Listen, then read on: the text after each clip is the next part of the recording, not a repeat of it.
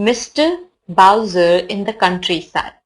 Well, what do you think? Exclaimed Mr. Bowser as he came hurrying home from the office the other afternoon. Have you gone and got some more hens or bought another horse? Mrs. Bowser, the event of our life is about to happen. What it is? You know Greg? Well, Greg owns a little farm out here about 12 miles. There's a good house on it and he says we can occupy it for this summer. We will have a cow and a horse, pigs, poultry and other stock and we'll go out there and tan up and get fat and have the best time in the world. I don't think much of the idea, Mr. Bowser. You don't? You don't want cool breezes, fresh eggs, fresh berries, rich milk, song of bird, lowing of cattle, and rest from care. You will be disappointed if you expect any such thing. I will. Perhaps I don't know what the country is. You are always ready to throw cold water on any of my plans. I shall go anyhow. That was the beginning and the end of 3 days I yielded. One Monday morning we took the train and started, having engaged a farmer's daughter to take charge of the kitchen, and at the nearest railroad station we were met by a farmer and his lumber wagon. The sun poured down its hottest, the dust had covered grass and bushes, and as we jogged and jolted along the farmer queried of Mr. Bowser, "Come out for your health, I suppose." We did. This country air has already refreshed me. Has? Well, there's heap of it, and I am thinking you will get all you want in about a week. I think a city chap is a blamed fool to come out here. Do you? Why, the doctors have recommended it. That boy ought to gain a pound a day, and I'm sure my wife will energize herself with these pastoral scenes before her eyes. The doctors and pastoral scenes because, growled the farmer as he turned to his horses, and those were the last words he uttered until he landed us at the cave. It was a comfortable farmhouse, and I did not observe the surrounding until after dinner. The barn had partly fallen in, giving it a weird and lonely look. Most of the fencing was down. A gust of wind had laid the smoke house on its back, and nearly every tree and bush about the house was dead or dying. Is this one of the pastoral scenes you refer to? I asked Mr. Bowser. There you go, he snapped. You can't expect things to look as nice out here as in Central Park. We come for the balmy breezes and the rest. You spoke of hunting hens' eggs in the meadow grass. So we will. Come on.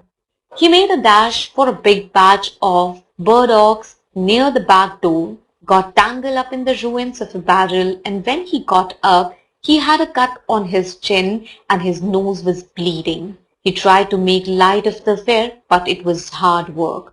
When I asked after the horse and vehicle in which we would take our morning jaunts, he walked down to the barnyard and pointed out a raw-boned, old yellow horse so weak that he could not brush the flies away, and a one-horse wagon quaint enough to take its place in a museum.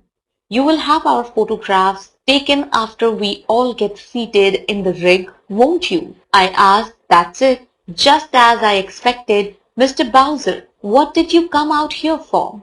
Because you forced me to? I did. Not by a long shot. You came to restore your health and to give our child a chance for his life. It will be making of him no more doctor's bells for us. In the afternoon, Mr. Bowser swung his hammock in the orchard. This was something he had doted on for a week. He had scarcely dropped into it when 3 or 4 caterpillars dropped onto him, and he put in the rest of the afternoon on the hard boards of the veranda. The cow came sauntering up about 5 o'clock, covered with fleas and mosquitoes, and the girl hinted to Mr. Bowser that he was expected to milk. Oh, certainly, he replied. I wouldn't give a cent for farm life unless I could milk a cow or two. I used to sing a ballad while I was milking. The girl and I watched him as he took the pail and stool and approached the cow. The cow also watched him. Folks generally sit down on the right-hand side of the cows to milk. Mr. Bowser took the other side. What are you trying to do? I called to him from the gate. Mr. Bowser, when I want to learn anything about a cow, I'll ask you for the information. I think I know my business.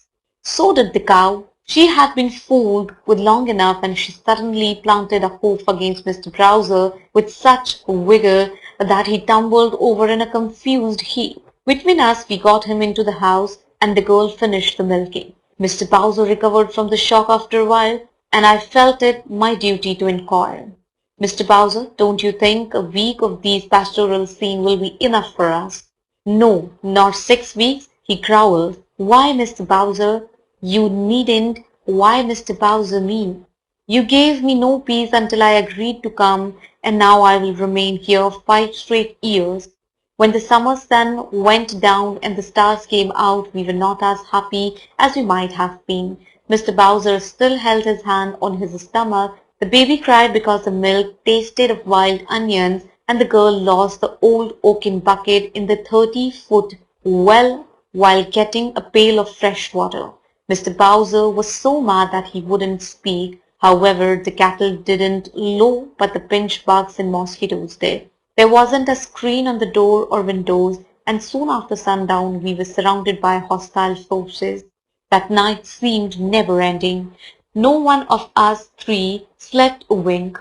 The room was invaded with every insect known to country life, from a bat to a gnat. When we got up in the morning, the girl didn't know us. We were blotched, unbitten, until one would have suspected us of suffering with smallpox. Mr. Bowser knew himself, however, and before noon we were back in the city. He scarcely spoke to me all the way home, but once in the house he burst out with, "Now, old lady, prepare for a settlement. You have nosed me round all you ever will. This has broken the camel's back." With this he stormed off into his room, banging the door behind.